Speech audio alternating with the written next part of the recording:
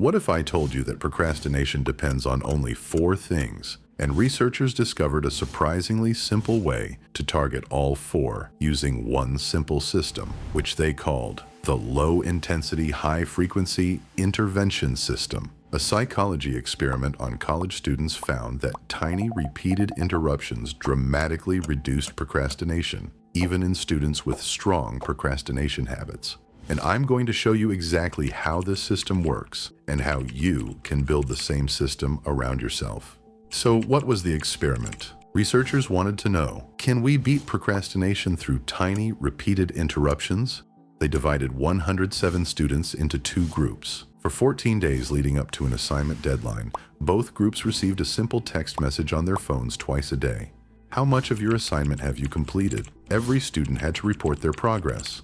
But Group B received 1 extra question, and when students answered this question whenever they received it, a massive improvement was observed in their procrastination habits. But what was that extra question, and how did it help students? Actually, it was chosen from 4 specific prompts. Remember when I said at the beginning that procrastination depends on just 4 things? Well, these are those 4 things: expectancy, value, delay sensitivity, and impulsivity. And each of the prompts was designed to target one of them.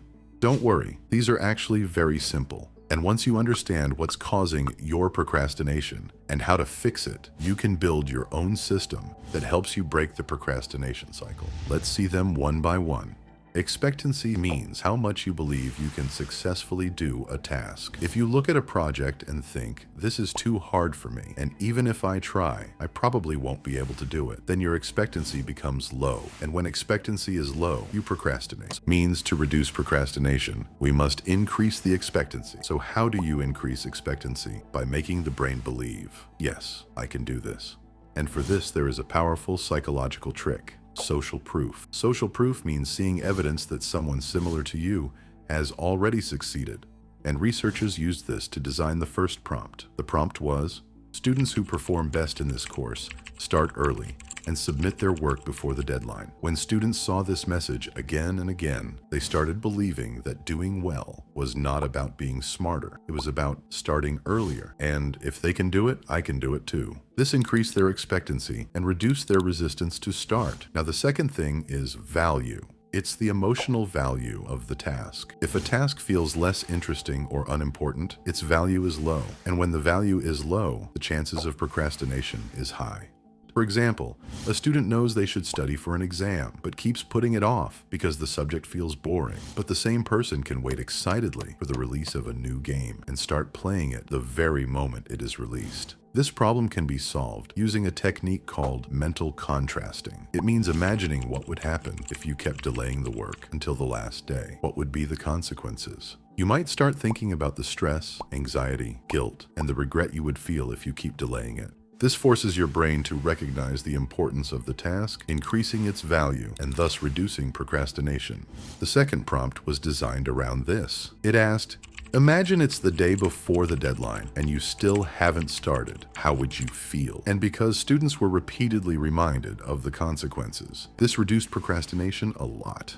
Overall, to create our own system to beat procrastination for any task, our goal is to increase expectancy and value as much as possible using social proof and mental contrasting. However, the next 2 variables are directly related to procrastination. To reduce procrastination, we must reduce them. Let's first look at delay sensitivity. It simply means how much your motivation depends on a deadline. If your delay sensitivity is high, you won't feel very motivated when a deadline is far away. But as the deadline gets closer, your motivation peaks. In such cases, even when you have plenty of time, you keep choosing other activities and postpone the task until the days before the deadline. So what's the solution? One idea is to create fake deadlines for yourself. But the problem with this is that deep down, you know the deadline isn't real, so you end up procrastinating anyway. A better solution is chunking, that is, to break the task into smaller, easy steps. For example, In the third prompt, researchers simply asked students to answer, "What's your next small step?"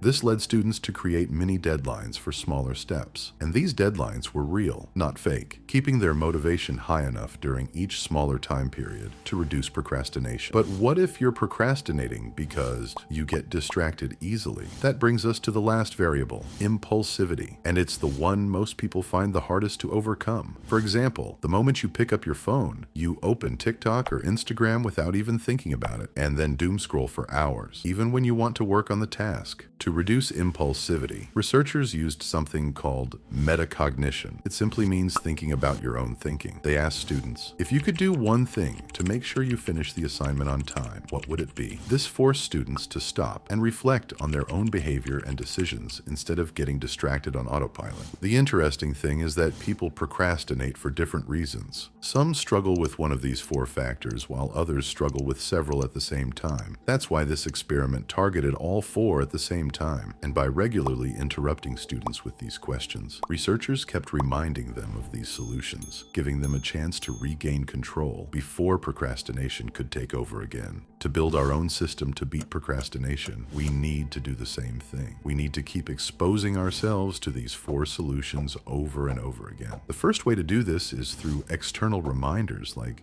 using reminder notifications on your phone and putting sticky notes where you'll see them often. For social proof, look for real examples of people who completed the same task you're trying to do. Save videos, articles, stories, screenshots, or anything that shows someone else succeeding. You can also use examples from your own life. Write down achievements, compliments, or times when you successfully completed similar work. Then create reminders that expose you to this evidence regularly. For mental contrasting, create reminders that make you think about the cost of delaying the task. Questions like, what problems will this create if I keep putting it off? Whenever these reminders appear, spend a few seconds imagining the consequences that will follow if you keep delaying the task. This makes the future feel much closer and more real.